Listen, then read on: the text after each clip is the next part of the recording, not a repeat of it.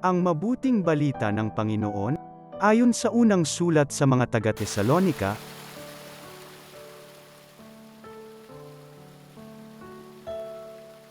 mula kina Pablo, Silas, at Timoteo, sa simbahan sa Tesalonika mga hinirang ng Diyos Ama at ng Panginoong Hesukristo, sumainyo nawa ang pagpapala at kapayapaan. Lagi kaming nagpapasalamat sa Diyos dahil sa inyo at tuwin ay isinasama namin kayo sa aming dalangin.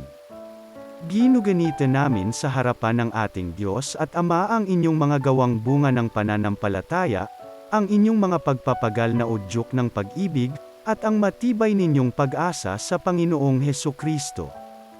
Nalalaman namin, mga kapatid, na kayo'y hinirang ng Diyos na nagmamahal sa inyo. Ang mabuting balita na lubos naming pinaniniwalaan ay ipinahayag namin sa inyo hindi sa salita lamang. Ito'y may kapangyarihan at patuto ng Espiritu Santo. Ang mabuting balita ng Panginoon.